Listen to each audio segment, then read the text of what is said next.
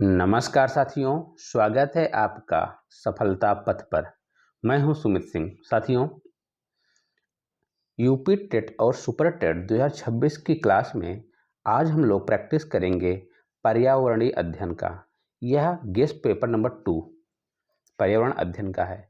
सभी प्रश्न आपके पेपर को ध्यान में रखते हुए बनाए जा रहे हैं और उम्मीद है यह गेस्ट पेपर नंबर 2 से भी प्रश्न आपके एग्जाम में आएंगे, इसलिए वीडियो को लास्ट तक देखिए।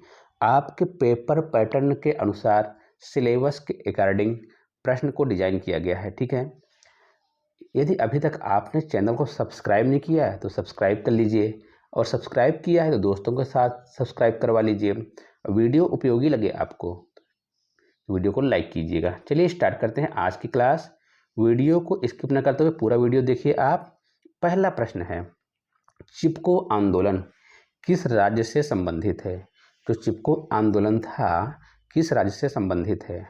छत्तीसगढ़, झारखंड, बिहार, उत्तराखंड। आपको बताना है।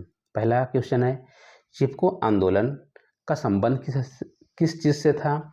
तो यह था वनों की कटाई से। किसने शुरू किया था? इसके मुख्य लीडर कौन थे? सुंदरलाल बहुगुणा थे। ये राज्य कौन सा था? तो राज्य था आपका Uttarakhand. Option number D correct, Uttarakhand. Next question है, निम्नलिखित में से कौन सी एयरलाइन वर्तमान में सेवा में नहीं है? आपके पास 4 ऑप्शन है, बताना है। एयर इंडिया, किंगफिशर, एयर सहारा या जेट। तो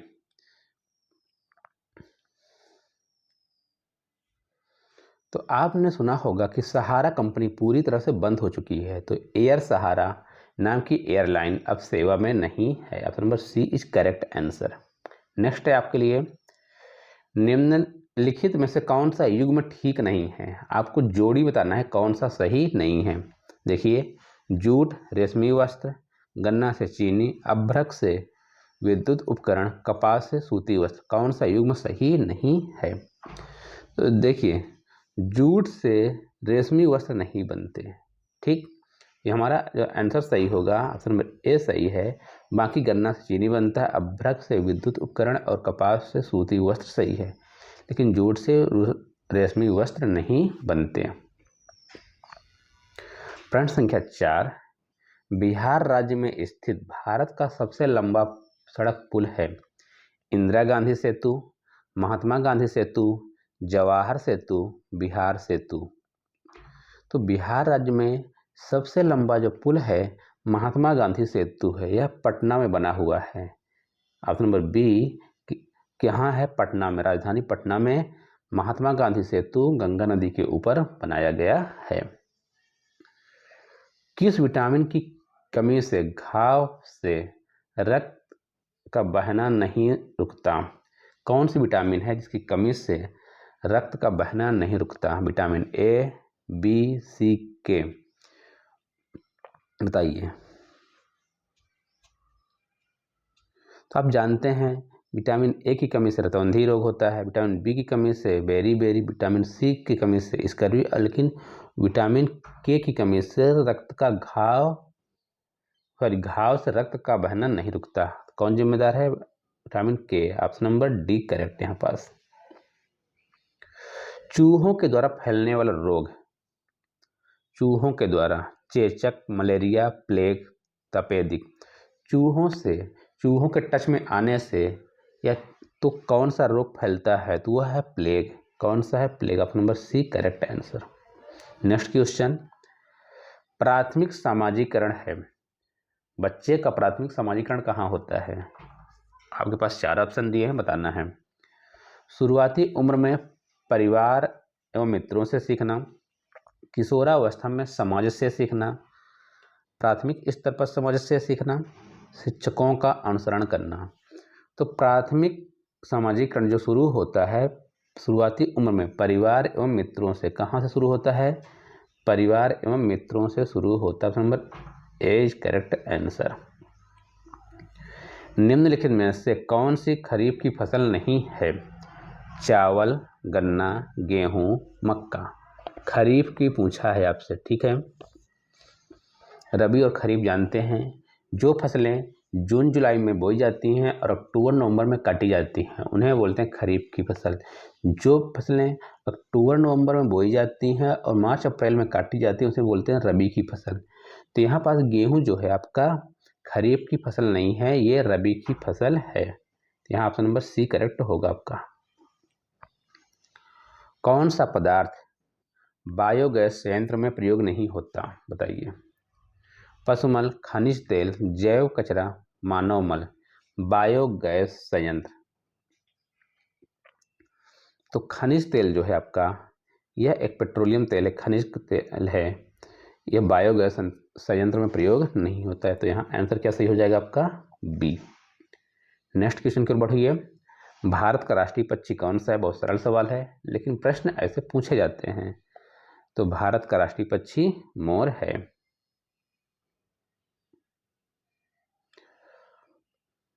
और यदि अभी तक आपने सफलता पथ नामक चैनल को सब्सक्राइब नहीं किया, प्लीज़ सब्सक्राइब कर लीजिए। आपके एक सब्सक्राइब से हमारा हौसला बढ़ेगा, मैं और अच्छे कंटेंट लेकर आऊँगा और ज़्यादा प्रैक्टिस कराऊँगा। खाद्य श्रृंखला में ऊर्जा का प्रवाह होता है एक दिशीय, बहुदिशीय, चक्रीय, उभय दिशीय। तो खाद्य श्रृंखला में ऊर्जा का प्रवाह होता है एक दिशीय। कहाँ होता है? एक दिशा में। Option number a correct. Next, परितंत्र में ऊर्जा का प्राथमिक स्रोत क्या है? वनस्पति, सूर्य का प्रकाश, परमाणु ऊर्जा, भोजन। जो हमारा परितंत्र है उसमें ऊर्जा का प्राथमिक स्रोत सबसे कौन है? तो ये है सूर्य का प्रकाश। सूर्य के प्रकाश सबसे बड़ा प्राथमिक स्रोत है। तो ऑप्शन नंबर बी सही है। इसे नवीनीकरण ऊर्जा भी कहते हैं, नॉन रिन्यूएबल एनर्जी। बिहार राज्य में लीची उत्पादन में कौन सा जिला अग्रणी है? गया, पटना, मुजफ्फरपुर, जहानाबाद। बिहार राज्य में लीची के उत्पादन में कौन जिला अग्रणी है? तो वह है मुजफ्फरपुर। कौन है? Option number C, Muzaffarpur. Next, Bihar के निवासियों का मुख्य भोजन है चावल, गेहूं, बाजरा, मक्का। तो बिहार के निवासियों का मुख्य भोजन है, बताइए। तो ये है आपका चावल। क्या है? ऑप्शन नंबर ए, चावल। नेक्स्ट क्वेश्चन, भारत में पूर्व से पश्चिम की ओर बहने वाली सबसे लंबी नदी? लूनी, साबरमती, ताप्ती, नर्मदा। पूर्व से पश्चिम, बताइए। ये हमारा प्यारा भारत, ये पूर्व साइड, तो पश्चिम साइड नदी बह रही इधर अरब सागर में गिर रही है। वह कौन सी सबसे लंबी नदी है?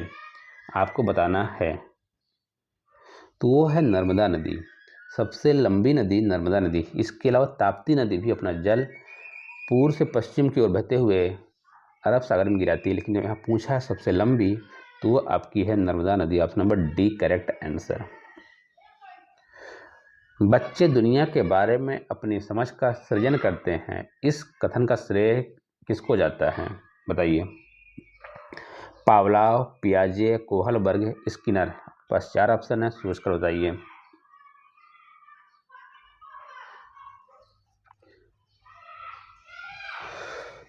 बच्चे दुनिया के बारे में अपनी समझ का सृजन करते हैं, यह कथन है पियाजे। किसका है? जीन पियाजे महोदय का। Option number B correct answer. Next, सतत एवं व्यापक मूल्यांकन एक तकनीकी है। सत्र मूल्यांकन, अर्धवार्षिक मूल्यांकन, निदानात्मक मूल्यांकन, इकाई मूल्यांकन। सतत एवं व्यापक मूल्यांकन की एक तकनीकी है, किसके लिए? बताइए।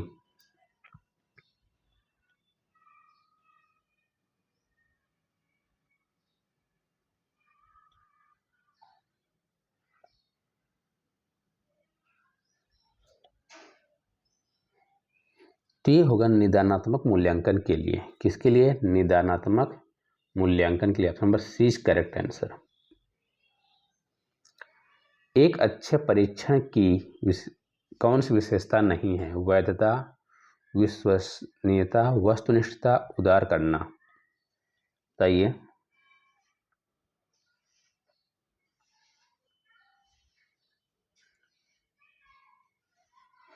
एक अच्छे परीक्षण की विशेषता उदार करना एक विशेषता नहीं है।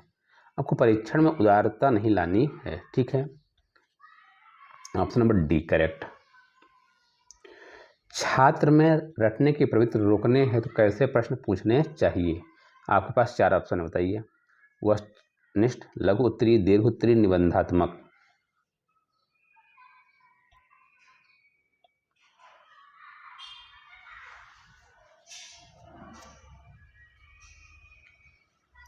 तो कैसे प्रश्न पूछेंगे? वस्तुनिष्ठ। कैसे प्रश्न पूछेंगे? वस्तुनिष्ठ। पौधे के विभिन्न भागों में के शिक्षण हेतु आवश्यक है पाठ्यपुस्तक का अवलोकन, पौधे का अवलोकन, श्यामपट्ट या पौधे का चित्र। क्या चाहिए? पौधे के विभिन्न भागों के शिक्षण हेतु आवश्यक है, बताइए।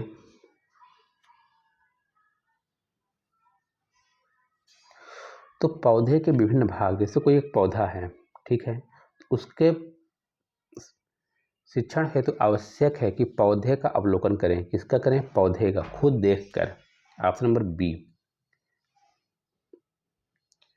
लड़के लड़कियों की अपेक्षा अधिक बुद्धिमान होते हैं, यह कथन सही है, सही हो सकता है। बुद्धि के भिन्न पक्षों के लिए सही है। लैंगिक पूर्वाग्रह को प्रदर्शित करता है। लड़के लड़कियों की अपेक्षा अधिक बुद्धिमान है, यह लैंगिक पूर्वाग्रह को प्रदर्शित करता है, ऐसा बिल्कुल गलत है, ठीक।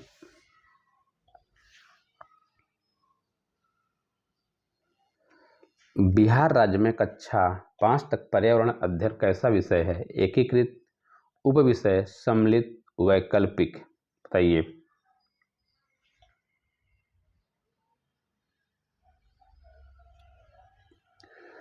बिहार राज्य में कक्षा 5 तक पर्यावरण अध्ययन का विषय कैसा है? एकीकृत विषय है। कैसा है? एकीकृत विषय है। नेक्स्ट क्वेश्चन, पर्यावरण अध्ययन में क्षेत्र भ्रमण का मुख्य उद्देश्य पिकनिक मनाना, मनोरंजन, प्रत्यक्ष अनुभव या सरकारी योजनाओं का निर्वाह। बताइए। 4 ऑप्शन हैं।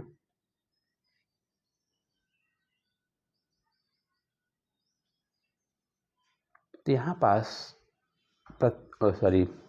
पर्यावरण अध्ययन क्षेत्र भ्रमण का मुख्य उद्देश्य प्रत्यक्ष अनुभव, सामने से जाकर देखना, उसको अपने आंखों से देखना, उसे बोलते हैं प्रत्यक्ष अनुभव। Option number C correct. Picnic मनाना नहीं भाई। प्राथमिक स्तर पर पर्यावरण अध्ययन के लिए कौन सी विधि प्रभावशाली है? योजना विधि, कहानी विधि, व्याख्यान विधि, वाद विवाद। बताइए।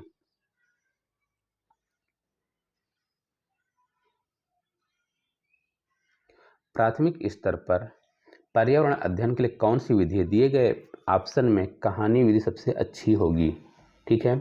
बच्चों को कहानी बताएंगे, जीव जंतुओं की कहानी, पेड़ पौधों पर आधारित कहानी बताकर पर्यावरण अध्ययन के शिक्षण को प्रभावशाली बनाएंगे। नेक्स्ट क्वेश्चन है आपका, निम्न में से कौन सा अभिप्रेरित शिक्षण का संकेत होता है? कक्षा में अधिकतम उपस्थिति, बच्चों द्वारा प्रश्न पूछना, कक्षा में एकदम खामोशी, गृह कार्य पूर्ण करना।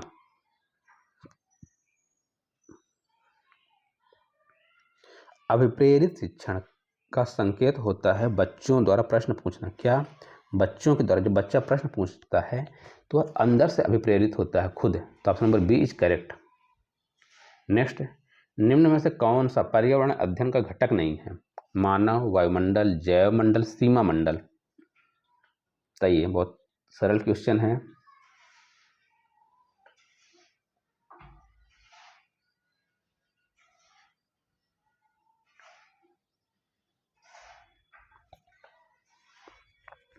तो ये है मानव, आपका कौन है? मानव। ऑप्शन नंबर ए मानव। यहाँ सीमा मंडल नहीं, ये है सौर मंडल। क्या है? सौर मंडल। पर्यावरण अध्ययन का घटक नहीं है मानव, ठीक है। ये सौर मंडल, जल मंडल और वायुमंडल, जल मंडल, सौर मंडल। यहाँ ऑप्शन नंबर ए सही होगा। नीचे वाला क्या है? सीमा मंडल ना होकर सौर मंडल। सीखने की प्रक्रिया में अभिप्रेरणा, आपके पास 4 ऑप्शन है, बताना है। बच्चे में सीखने की प्रति रुचि का विकास करती है, बच्चे की स्मरण शक्ति को मजबूत करती है, बच्चों को एक दिशा में सोचने की योग्यता को विकसित करती है, पिछले सीखे हुए को नए अधिगम से अलग करती है। सही। सीखने की प्रक्रिया में जो अभिप्रेरणा है वो क्या करती है? मोटिवेशन। बच्चों में सीखने के प्रति रुचि का विकास करती है। ऑप्शन नंबर ए सही होगा। बच्चों में सीखने के प्रति रुचि का विकास करती है। पर्यावरण अध्ययन के लिए आप छात्रों को कौन से चैनल देखने का सुझाव देंगे? National geography, discovery, animal planet या इनमें से सभी? बताइए।